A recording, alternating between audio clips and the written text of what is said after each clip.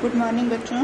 Class 11 हमने आपको जो है इकाई 7 में भारतीय अर्थव्यवस्था के समक्ष वर्तमान चुनौतियों में ग्रामीण विकास और मानव पूंजी पढ़ा चुके हैं। आज वर्तमान चुनौतियों में रोज़गार एक सबसे बड़ी समस्या है, तो आज हम उसके बारे में आपको बताने जा रहे हैं। रोज़गार क्या चीज़ है?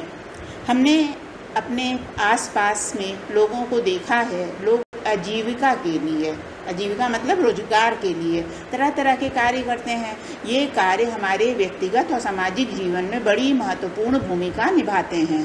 प्रत्येक कार्यरत व्यक्ति सक्रिय रूप से राष्ट्रीय आय में अपना योगदान देता है और इस कारण से वो आर्थिक क्रियाओं में भाग लेकर देश की आर्थिक विकास में हिस्सेदार बन जाता है।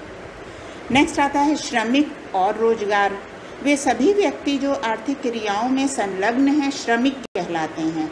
जैसे एक टीचर क्लास में पढ़ा रहा है वो भी श्रमिक है, एक डॉक्टर लोगों की सेवा कर रहा है मरीज की, वो भी श्रमिक है।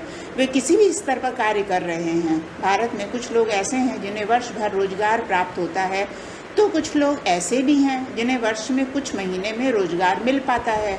इस प्रकार कहा जा सकता है कि भारत में बेरोजगारी की प्रकृति बहुमुखी है, बहुत ज़्यादा है। आर्थिक क्रियाएं क्या होती हैं? सकल राष्ट्रीय उत्पाद में योगदान देने वाले सभी क्रियाकलाप को हम आर्थिक क्रियाएं कहते हैं।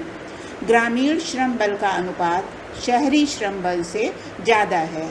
ग्रामीण में ज़्यादा ग्रामीणों में पढ़े लिखे तो होते नहीं हैं, वो जो हैं इसी तरह से निकलते हैं, अपना श्रम बल इस्तेमाल करते हैं, रोज़गार प्राप्त करते हैं। और शहर में क्या है कि बच्चे पढ़ाई करते हैं, है ना, बाल श्रम जो है शहरों में कम होता है। फिर आता है लोगों की रोज़गार में भागीदारी। जनसंख्या का कितना भाग वस्तुओं और सेवाओं के उत्पादन में सक्रिय रूप से अपना योगदान दे रहा है, ये जानने के लिए श्रमिक जनसंख्या अनुपात का प्रयोग किया जाता है। किसी देश के श्रमिक जनसंख्या अनुपात का आकलन करने के लिए उस देश में कार्य कर रहे सभी श्रमिकों की संख्या को उस देश की कुल जनसंख्या में भाग देकर प्राप्त परिणाम को 100 से गुणा करना होगा।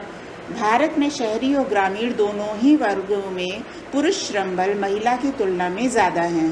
भारत में प्रत्येक 100 व्यक्ति में से लगभग 39 श्रमिक हैं। शहरी क्षेत्रों में ये अनुपात लगभग 36 और ग्रामीण क्षेत्रों में ये अनुपात लगभग 40 है।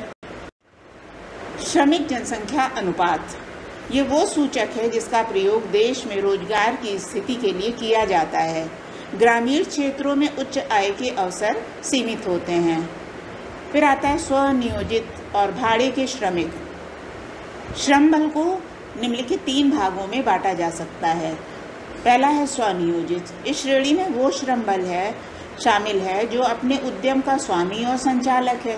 भारत का लगभग 50% श्रम बल इसी श्रेणी में आता है। सेकंड है आकस्मिक पारिश्रमिक श्रमिक। इस श्रेणी में वो श्रम बल शामिल है जो निर्माण कार्य या बागों के खेतों में अनियमित रूप से कार्य करता है और उसके बदले पारिश्रमिक प्राप्त करता है। थर्ड है नियमित वेतन भोगी कर्मचारी।